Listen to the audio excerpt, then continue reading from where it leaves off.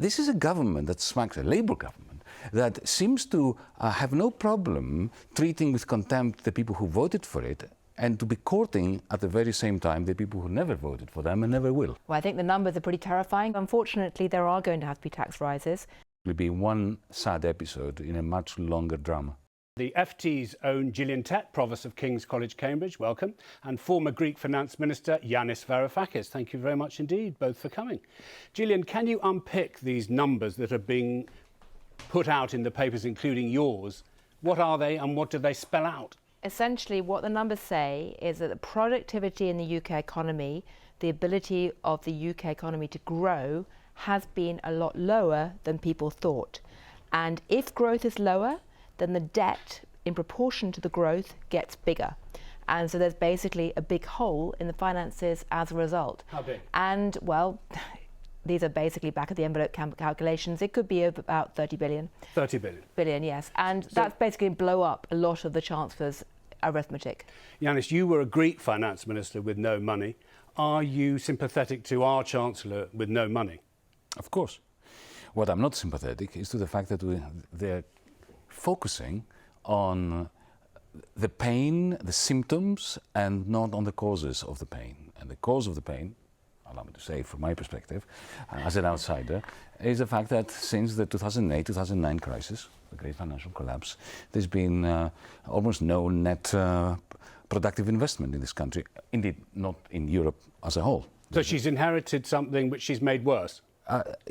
Well, yes, she made it far worse by increasing in a silly manner the national insurance contributions last year. This was simply tax on employment that made absolutely no sense. And to think that she only raised about 25 billion a year, when at the same time she was giving 33, 34 billion every year to the bankers through the quantitative easing program, which she had no reason to give, especially a Labour Chancellor should not have done that. I would say that part of the original sin of Rachel Reeves' budget approach was to rule out income tax rises, because unfortunately there are going to have to be tax rises. It would be much simpler and cleaner to have income tax rises, in my view, rather than messing around with measures that have deterred employment.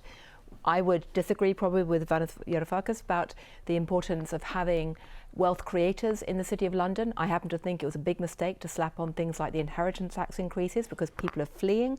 And I also happen to think that the farmers was not particularly helpful either. Okay. But I think that keeping it simple is critical right now. Can I look at something that's come from the head of Reform, or one of the Reform politicians, Richard Tice, who says we're paying too much interest at the Bank of England to banks that keep their money on reserve. Now, it seems to me that you might agree with that, even though you're not a member of Reform. It's my personal tragedy that I have to agree with him. And also, officially, we have you agreeing with Reform. Amazing. Well, you know, sometimes historical accidents happen, but it is an accident.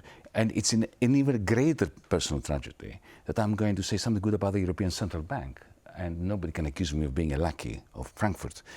The European Central Bank have not been doing what the Bank of England has been doing. And just for our audience, very briefly, when the Bank of England sells off all the assets that they were purchasing during the period of quantitative easing to the bankers use this money. They don't use this money, they don't lend it to the private sector, they park it on their reserve accounts with the Bank of England, and they get the much larger interest rates. Now, what the ECB did was to say, no, we are going to tier these interest rates. We are not going to give money from the Treasury for zero services that the banking sector is providing by parking that money instead of lending it to the private sector.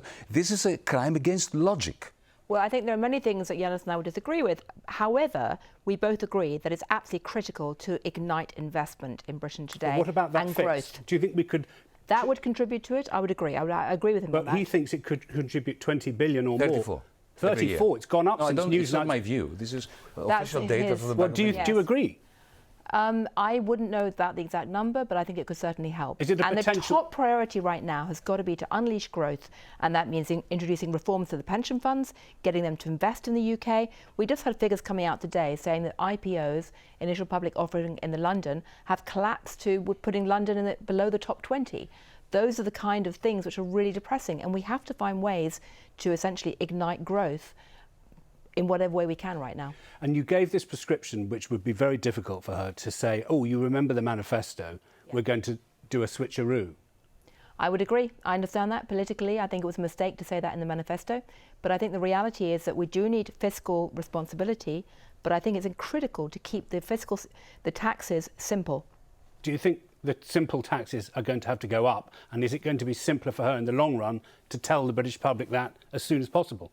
Well, if you need to plug the hole, you are going to have to increase taxes or reduce spending. If she reduces spending, then she will end up like George Osborne, chasing her own tail because GDP is going to go down. The question is, who is going to pay the tax? Whom will the tax address? And the problem with this government is not so much that they are reluctant to break pre-election promises. They have done it. They have slashed disability payments. So this is a government that smacks a Labour government that seems to have no problem treating with contempt the people who voted for it and to be courting at the very same time the people who never voted for them and never will. Well, I mean, they've kept the triple lock, so that's pensioners, millions of them getting 4%. But they cut disability payments. And they also... And they increased national insurance contributions. That was against their own electoral manifesto. Yanis, they U-turned on the disability payments. That's part of the problem. They haven't got the agency of their majority, have they? She can't pull many levers with the Labour MPs. It was a U-turn over the U-turn. Well, they won't let her. I mean, initially, they were never meant to cut disability payments. Then they decided we have to let Gillian and then they did another U-turn. Gillian won't agree with you anymore if you don't let her speak. Oh, Keep agreeing. Exactly, yeah. Basically, we should not be prioritising older people at the expense of young working people. We should actually be trying to find ways, once again, to encourage employment, to encourage investment in employment in people, and above all else, be trying to encourage growth. So we're going to have to give you 10 seconds left. Gillian, you can go first, and you've only got 10. This budget is going to go down in history, or am I just trying to make Newsnight interesting in the final minute? Well, I think the numbers are pretty terrifying. So from that perspective, absolutely yes. I mean, Britain is on the edge of a serious fiscal challenge. Big day tomorrow for UK finances? No. It will simply be one sad episode in a much longer drama. Right. That's a Greek talking about Greek tragedies. There you are. Thank you very much for coming.